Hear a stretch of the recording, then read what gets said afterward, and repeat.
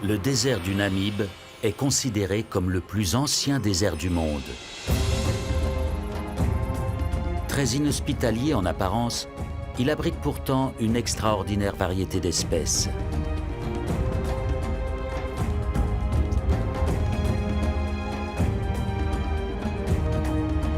Avec seulement 20 mm de précipitations par an, et bien que bordé par l'océan Atlantique, le désert du Namib est d'une aridité extrême. Et c'est ici, en plein cœur de ce désert, que des éléphants ont élu domicile. Comment ces animaux parviennent-ils à survivre dans un milieu aussi hostile ?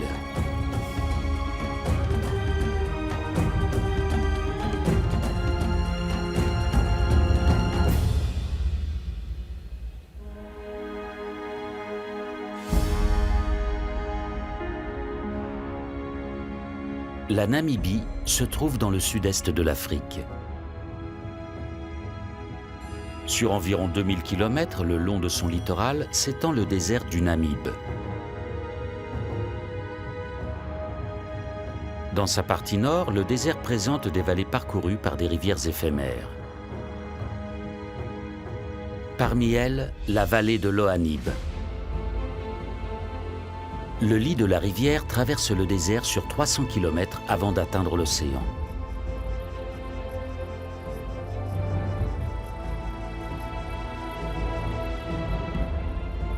Mais l'eau n'y coule que quelques jours par an.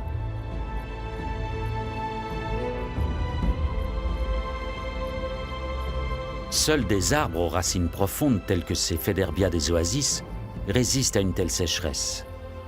Le Namib est le seul désert à abriter des rivières éphémères. Les mammifères ne pourraient pas s'établir ailleurs que dans la vallée.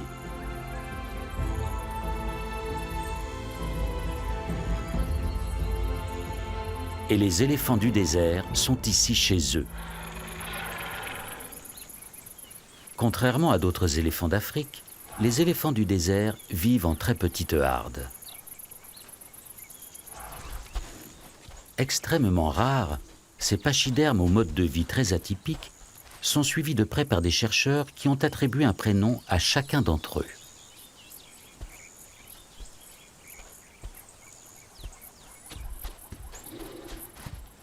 Clarissa est la matriarche de ce groupe familial. Les autres membres ne la quittent pas d'un pas, car elle est la seule à savoir comment survivre dans ce milieu inhospitalier.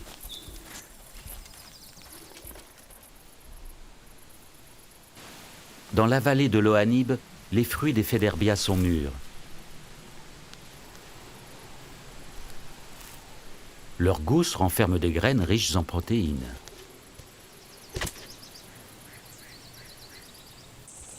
Clarissa connaît leurs vertus nutritives depuis son enfance.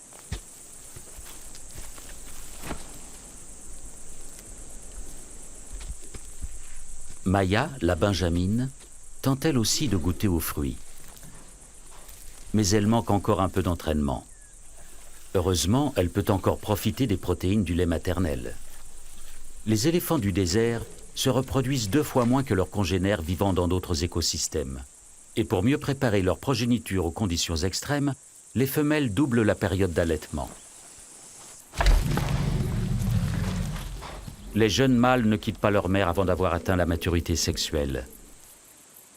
Ils s'affrontent dans des combats amicaux afin de se préparer à une existence loin de la protection des femelles. Car en dehors des périodes de reproduction, les mâles adultes vivent seuls ou en petits groupes.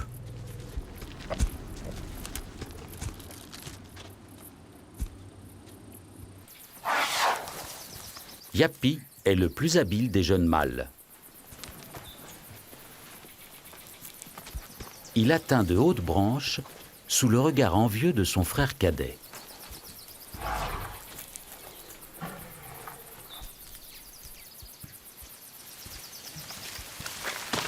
Cette manière de faire lui a été apprise par son père. Le partage entre mâles ne va pas toujours de soi. Et Yapi refuse de céder un bout de sa branche à son jeune frère.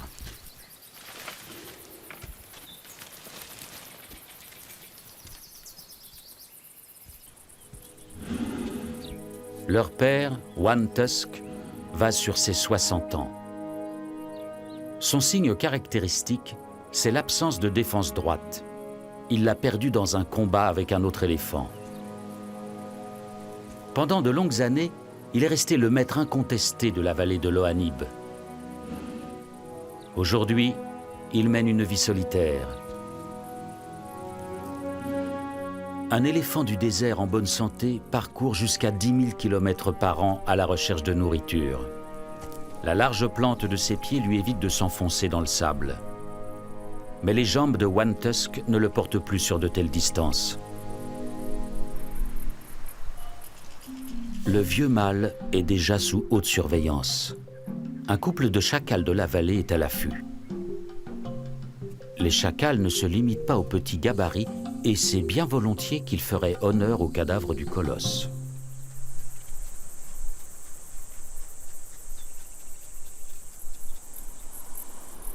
Clarissa guide Saad vers une nouvelle oasis de nourriture. Dans cette vallée transversale, les animaux trouvent toutes sortes d'herbes et d'arbustes. Les éléphants du désert prennent le plus grand soin de la source de leur nourriture, bien plus que les pachydermes vivant dans d'autres environnements. Au lieu d'arracher les plantes avec leurs racines, ils en récoltent délicatement les jeunes pousses, si bien que les arbustes peuvent continuer à se développer.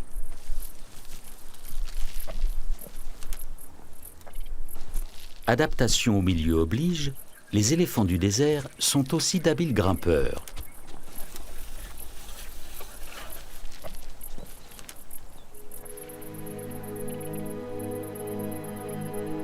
Le vieux One Tusk atteint à grand-peine un des Féderbias dont Clarissa et les siens ont eu la primeur. Et la harde n'a laissé que de maigres reliefs.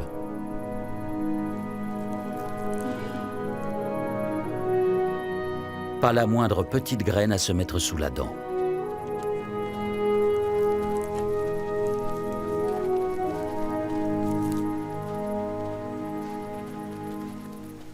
Pour la faune du Namib, survivre est un défi quotidien. Souvent, les animaux doivent parcourir de longues distances pour trouver de l'eau. À défaut de connaître des points d'eau cachés, la plupart des éléphants s'hydratent avec la nourriture qu'ils ingèrent.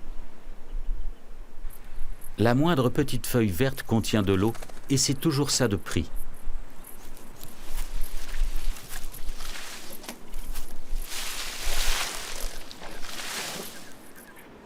Au-delà du lit des rivières éphémères, la flore est quasi inexistante.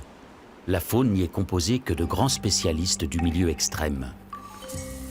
Ce ténébrion de la taille d'un ongle est un de ces spécialistes. L'évolution a modelé son corps de façon ingénieuse. La moindre trace d'humidité présente dans l'air se condense sur sa carapace.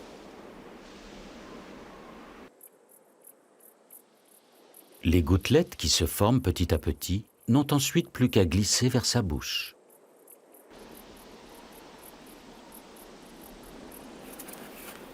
Le ténébrion a besoin de brouillard pour survivre. Mais comment expliquer la présence de brouillard en plein désert? Le Namib est un désert côtier. Le long de ses côtes, le courant froid de Benguela, originaire de l'Antarctique, fait descendre la température de l'océan à 12 degrés. Quand les masses d'air chaud du continent rencontrent les eaux froides de l'Atlantique, elles se refroidissent, se saturent en eau et du brouillard se forme.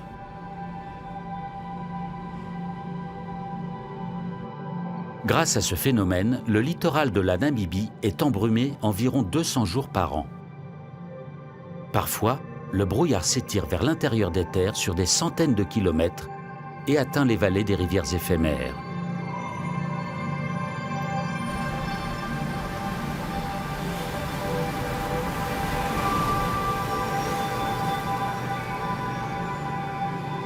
En plus du brouillard, le courant de Benguela apporte des poissons en abondance, qui font le régal des otaries.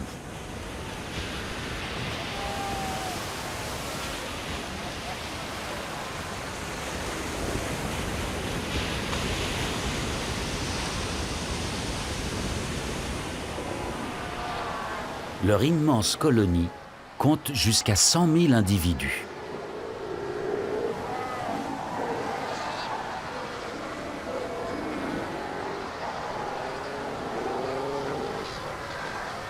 Grâce au courant froid de Benguela, la côte du Namibe est un paradis pour les phoques et les oiseaux marins.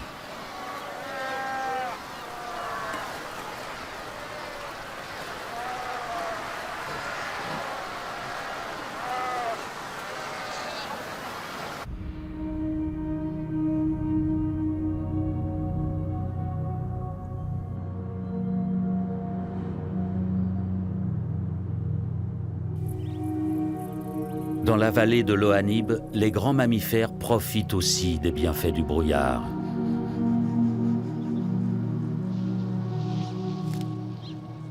Yapi et son frère absorbent les gouttes de rosée qui se déposent sur l'herbe et les feuilles. Grâce à cette humidité, les éléphants du désert peuvent se passer d'eau pendant 4 jours.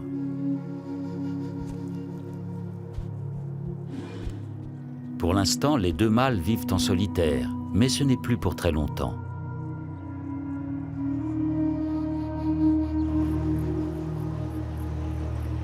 Le brouillard se dissipe et laisse la place au soleil, ainsi qu'à de nouveaux arrivants. Une famille d'éléphants d'une autre vallée est en route.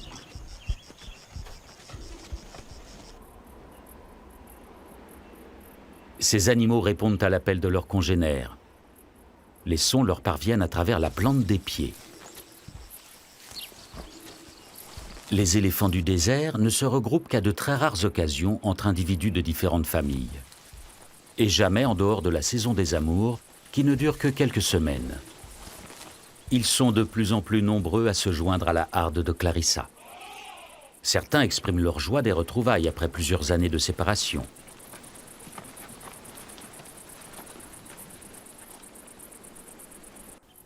L'arrivée de femelles n'a pas échappé à Yapi et à son frère. Et lorsqu'il s'agit d'obtenir la faveur des éléphantes, c'est chacun pour soi.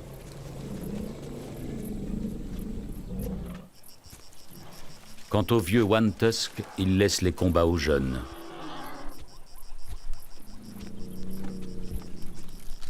Il n'a plus la force de rivaliser avec d'autres mâles.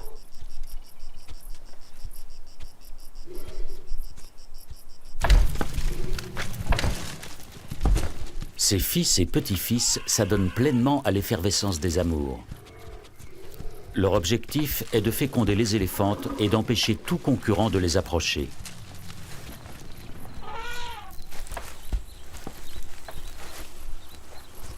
Yapi n'arrivera à ses fins qu'en utilisant un subterfuge pour isoler Clarissa du reste de la harde.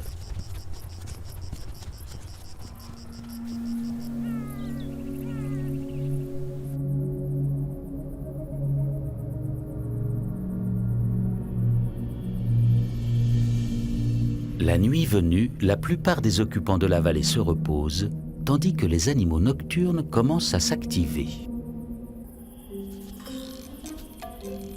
Le gecko du Namibe chasse uniquement la nuit. Il se nourrit de grillons et d'araignées.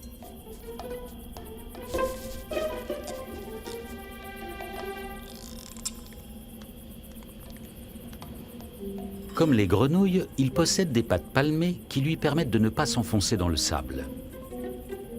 Il parcourt ainsi les dunes en effleurant à peine le sol.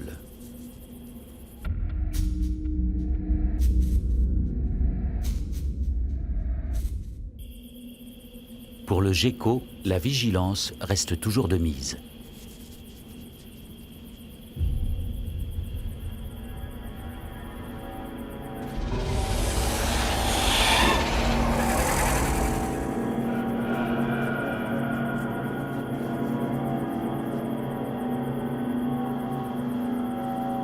La vipère du désert du Namibe n'a pas la vie facile, tout comme les éléphants, le ténébrion ou le gecko.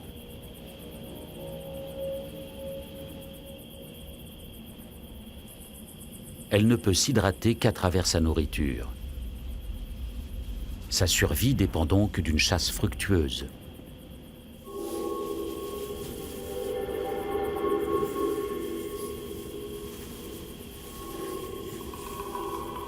Lorsqu'elle repère un terrain propice, elle s'enfonce dans le sable et guette ses proies.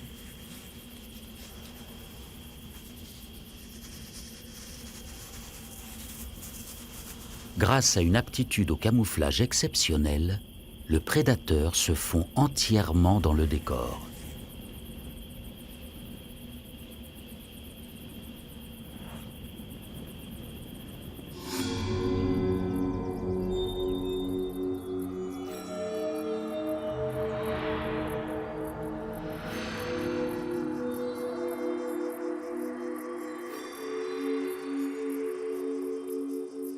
Le soleil est dangereux pour le gecko qui doit s'en protéger s'il ne veut pas mourir déshydraté. Une fois de plus, ses pattes palmées lui rendent un fier service. En un rien de temps, il creuse des galeries souterraines impressionnantes.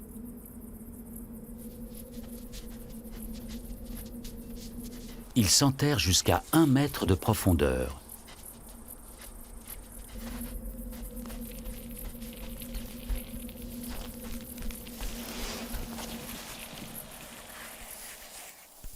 Ici, la chaleur est plus supportable. Au-dessus de lui, un de ses congénères prend son temps. Et pour cause, le brouillard arrive.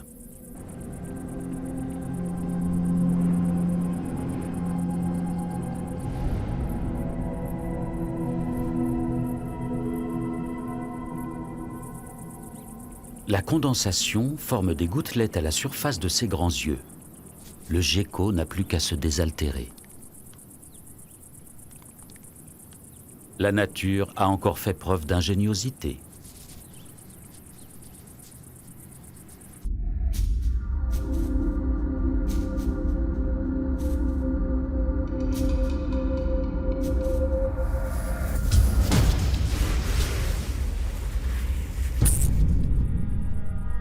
La patience a porté ses fruits. La vipère peut à présent festoyer et surtout se désaltérer.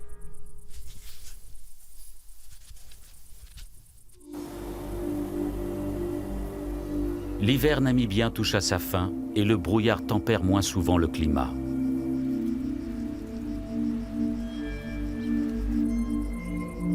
Une chaleur accablante pèse maintenant sur la vallée de l'Ohanib. Clarissa et sa famille supportent tant bien que mal les 40 degrés à l'ombre.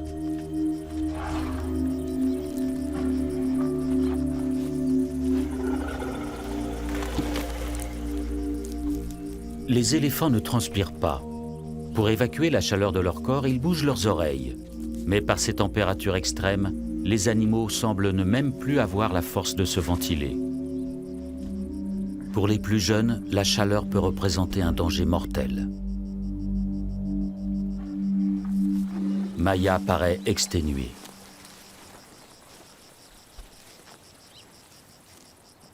Malgré la canicule, Clarissa presse sa famille de lever le camp. Les éléphants du désert broutent environ 20 heures par jour et absorbent près de 200 kilos de végétaux. Pour se nourrir, les animaux doivent donc se déplacer constamment.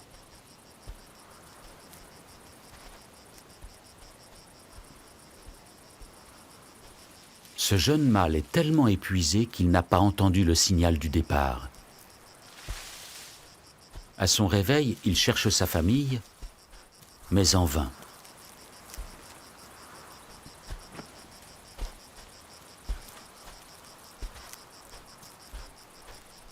Toute la harde a disparu.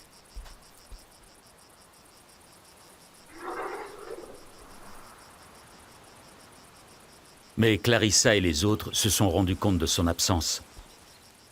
Grâce à leur trompe, les éléphants disposent d'un odorat exceptionnel qui leur permet de se localiser les uns les autres.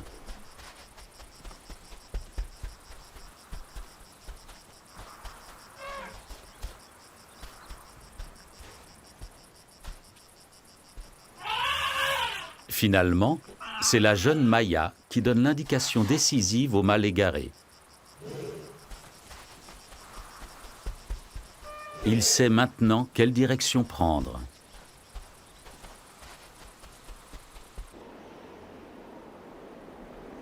L'extrême sécheresse perdure.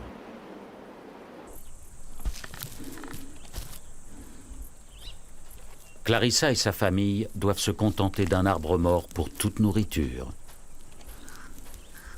Dans le désert, un arbre de cette taille ne se décompose qu'au bout de nombreuses années. Les éléphants sont les seuls à pouvoir le rendre comestible pour les autres animaux. Les pachydermes n'assimilent en effet que 60% de ce qu'ils mangent et éliminent le reste. Ils répandent ainsi les graines des arbres avec leurs excréments. Certains animaux, comme les pintades de Numidie, se nourrissent essentiellement des résidus non digérés par les éléphants. Même les babouins de la vallée se rabattent sur les déjections des grands mammifères, faute de mieux.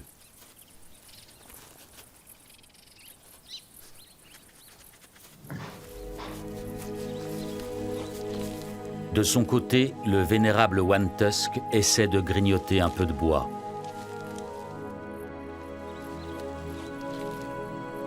Les molaires d'un éléphant repoussent 6 fois au cours de sa vie. Mais les dernières dents de One Tusk sont trop usées pour venir à bout du bois dur et sec de cet arbre.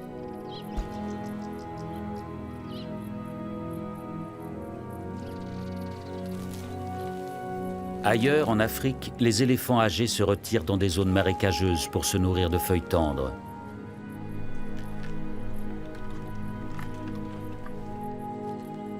Mais dans le désert, One Tusk n'a pas cette chance.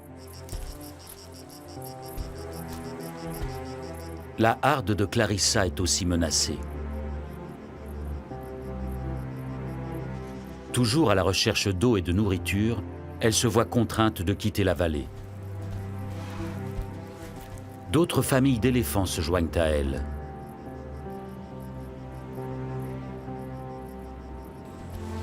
Seule Clarissa connaît les points d'eau rarissimes et bien cachés.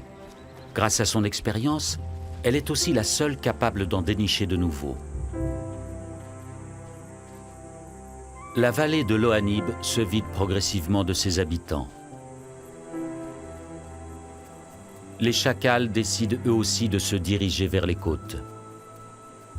Affamés et assoiffés, ils espèrent y trouver de la nourriture.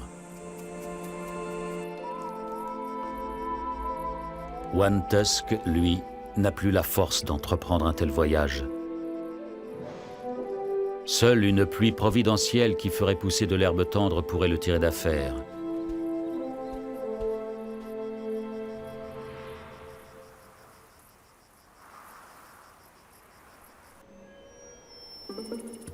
Le ténébrion a faim lui aussi et aimerait trouver quelque chose à se mettre sous la dent. À la différence de la plupart des animaux du désert, il n'attend pas les jeunes pousses vertes, mais se contente de restes de végétaux. Il compte sur le vent qui souffle en permanence sur le désert et y dépose des feuilles mortes dans le creux des petites vallées entre les dunes. Le plus souvent, il doit se contenter de quelques brins d'herbe. Mais parfois, le vent accumule un petit tas de végétaux divers.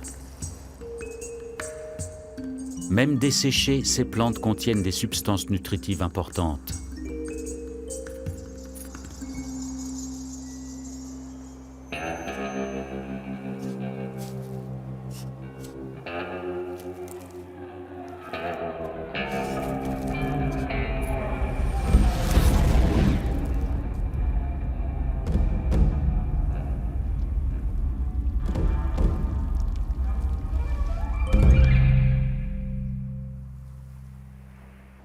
Le caméléon Namaqua est un prédateur redoutable.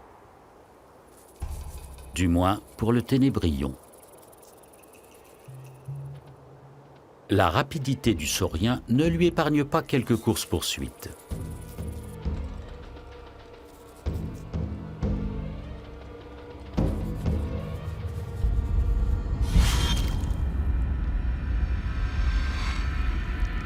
Ils chassent les insectes pour les protéines et l'eau contenue dans leur organisme.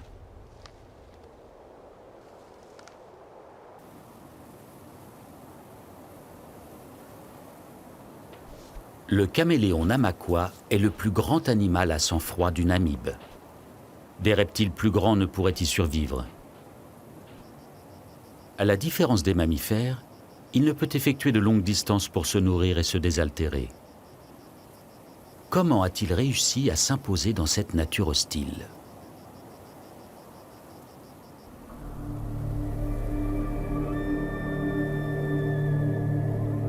Il faut regarder en direction de la vallée du Dead Vley pour avoir la réponse. Autrefois, elle abritait une rivière comparable à celle de l'Ohanib. En remontant le cours d'eau, des animaux se sont aventurés parfois très loin à l'intérieur du désert. Puis, il y a plusieurs siècles de cela, des dunes ont progressivement recouvert le lit de la rivière et fait barrage à l'arrivée d'eau. Mais la lenteur de ce phénomène a permis aux animaux de s'adapter au changement. Et c'est ainsi que le caméléon Namaqua s'est installé et a survécu en plein désert. Quelques acacias morts sont les seuls témoins de cette époque lointaine où la végétation était abondante. Certains arbres sont là depuis plus de 500 ans. Beaucoup plus de temps qu'il n'en a fallu aux mammifères pour s'adapter à ce milieu.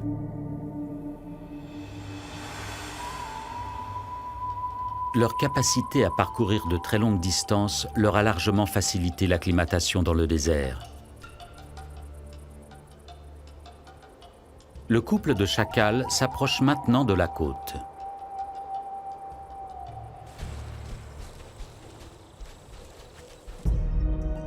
Pendant ce temps, Clarissa cherche toujours de l'eau. La petite Maya faiblit à vue d'œil.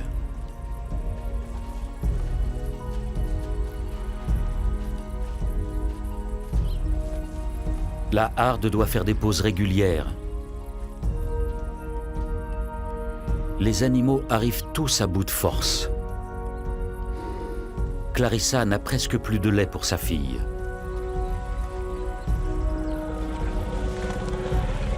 Soudain, Maya s'effondre. Mais Clarissa l'incite aussitôt à se relever. Il faut continuer à marcher.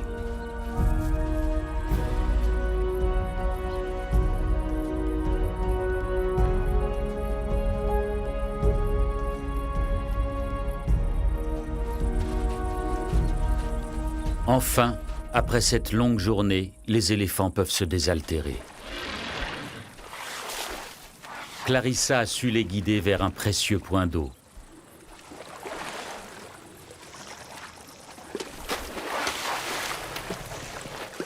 Les éléphants du désert ne boivent jamais plus de 100 litres par jour. Une manière de préserver les réserves d'eau du désert.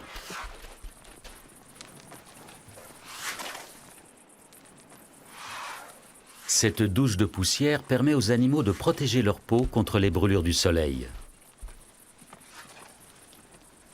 Demain, au lever du jour, Clarissa donnera de nouveau le signal du départ. Il reste encore une longue marche jusqu'au prochain pâturage.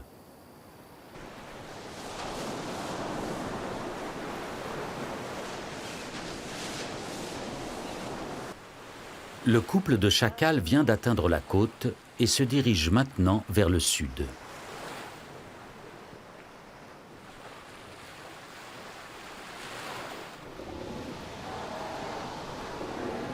En ce moment, chez les otaries, une nouvelle génération vient au monde.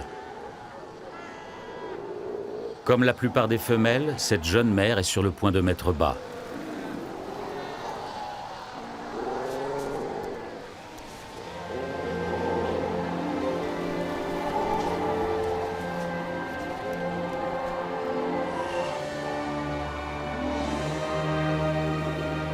Le nouveau-né est au centre de grandes effusions dès les premiers instants.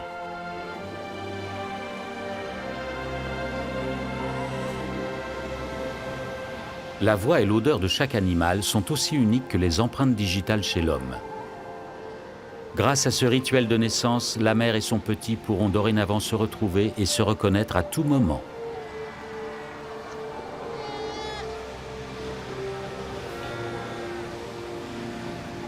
Quelques minutes après, c'est déjà la première tétée. La jeune femelle guide son bébé encore malhabile.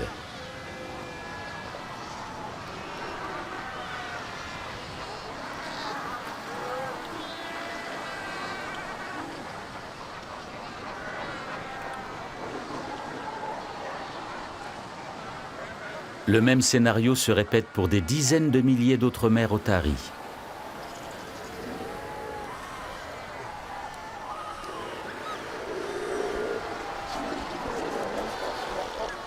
Dans la colonie, les animaux sont de plus en plus à l'étroit. Les petits risquent d'être écrasés.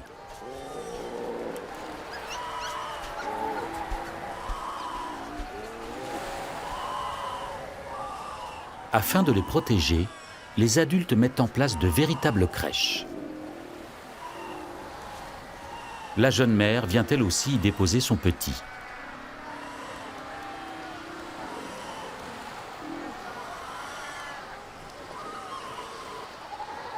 Les bébés sont ainsi à l'abri et les mères les retrouvent plus facilement.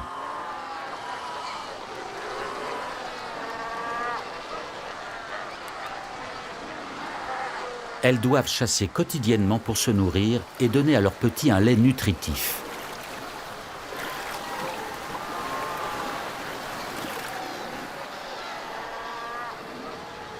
Mais l'emplacement de cette crèche est mal choisi. Les petits sont envahis par la marée montante. Ils luttent désespérément contre les vagues.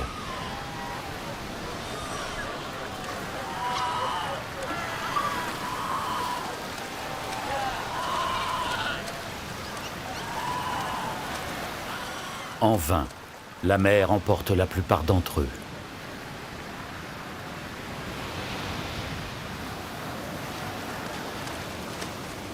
Les bébés otaries savent pourtant nager, mais il leur manque la couche de graisse protectrice des adultes. À peine née, cette petite otarie lutte de toutes ses forces pour sa survie. Bien d'autres perdront ce combat.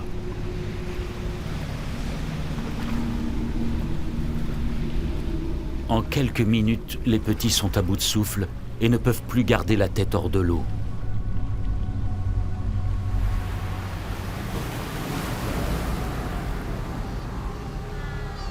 Celui-ci est encore en vie.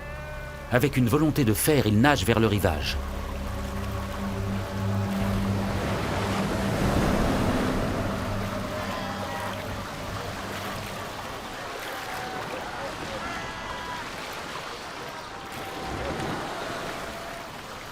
Le voici hors de danger.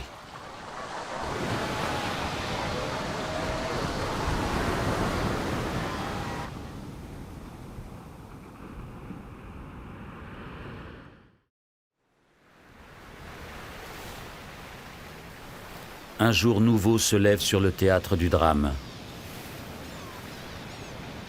Les vagues ont déposé les cadavres des bébés otaries sur la côte.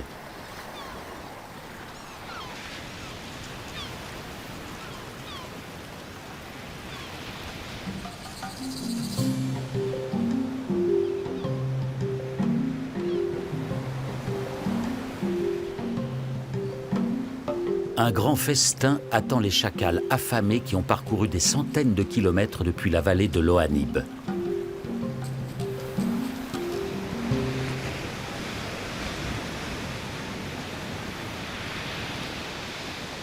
La colonie d'otaries est devenue leur unique source de nourriture. Les chacals ne sont pas exigeants et consomment essentiellement des charognes.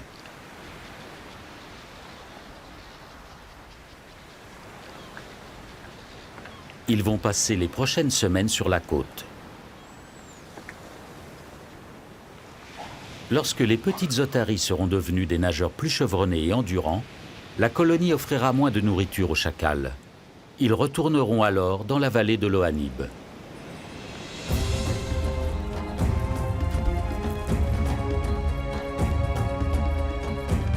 Après un long voyage, Clarissa et sa famille ont enfin atteint une rivière éphémère.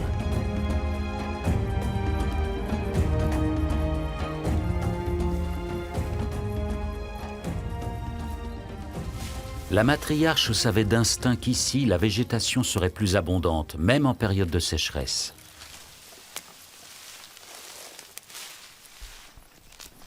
Les éléphants épuisés peuvent enfin manger à leur faim.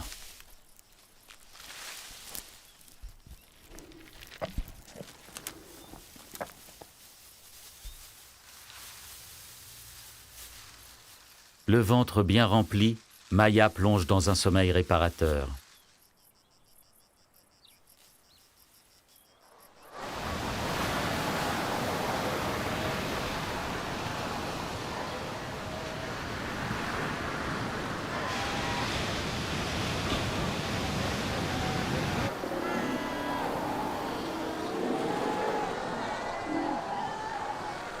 Ce bébé otari connaît un sort moins enviable. Il a échappé de justesse à la noyade, mais il ne retrouve plus sa mère.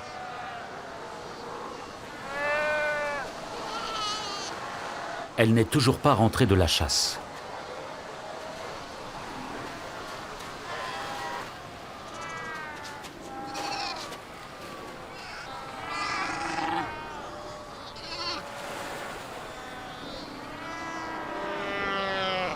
Le petit croit reconnaître la voix de sa mère.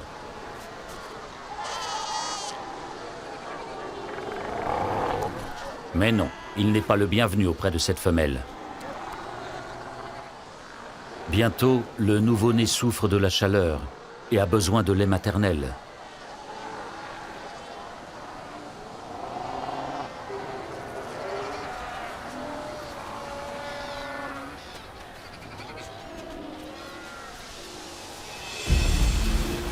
À la mi-journée, la voici enfin de retour.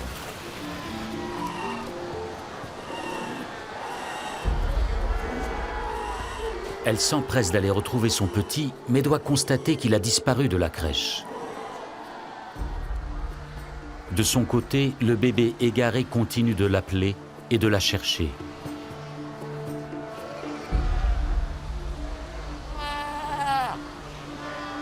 De nouveau, il croit reconnaître la voix maternelle.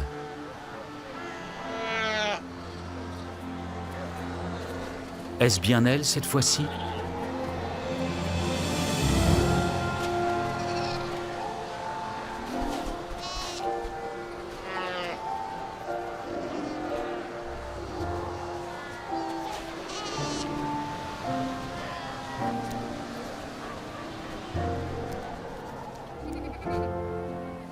La mère et son bébé s'abandonnent à la joie des retrouvailles.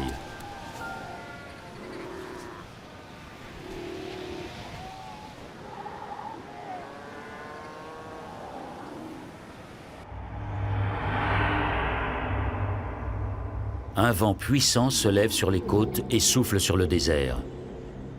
Il crée des tempêtes de sable sur son passage.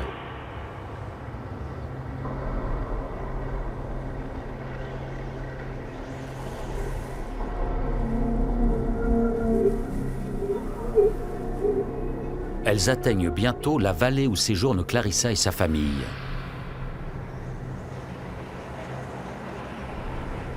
Les tempêtes de sable annoncent l'arrivée de fortes pluies. La matriarche Clarissa est expérimentée et sait ce qu'il lui reste à faire. Car bientôt, les vallées se transformeront en rivières déchaînées qui emporteront tout sur leur passage. Les éléphants seraient en danger de mort s'ils ne quittaient pas la vallée sur le champ.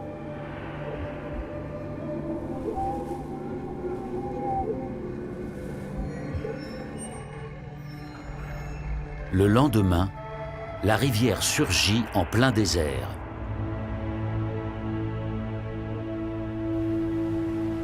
Le cours d'eau se ferait un chemin de plusieurs centaines de kilomètres à travers le désert avant de se jeter dans l'océan. Les rivières éphémères n'atteignent la côte qu'une fois tous les 10 ans en moyenne.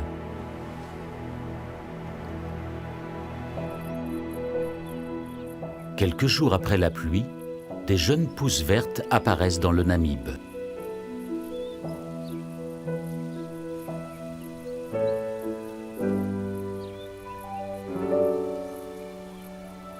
La vallée de l'Ohanib revit elle aussi, et les premiers habitants sont de retour de leur exil.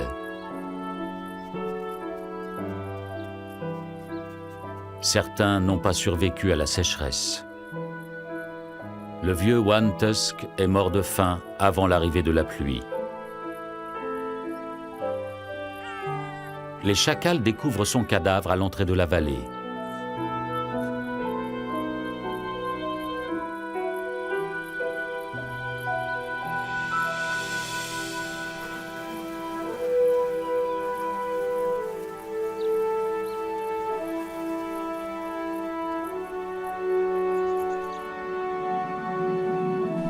Ils attendent la nuit tombée pour se risquer auprès du cadavre du colosse.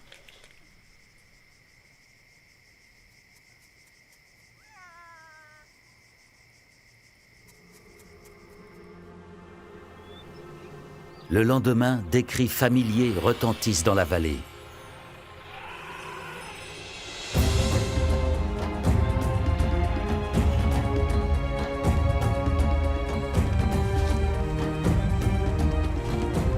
Clarissa est de retour avec sa famille.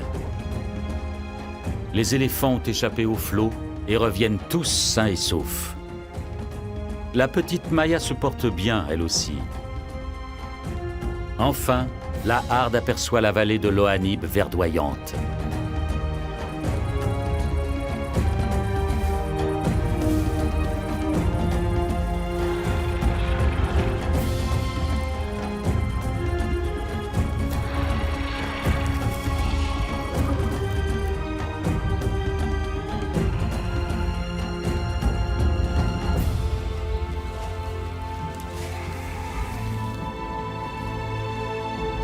Clarissa attend un éléphanteau dont Yapi est le père. La nouvelle génération héritera elle aussi de la force et de l'expérience du vénérable One Tusk. Et la matriarche transmettra à son tour les secrets des éléphants du désert à sa progéniture pour la survie de l'espèce. La vallée de l'Ohanib est un véritable paradis pour les animaux qui ont réussi à s'y adapter à force d'agilité et d'ingéniosité. Dans le plus vieux désert du monde, ils affrontent vaillamment des conditions de vie extrêmes.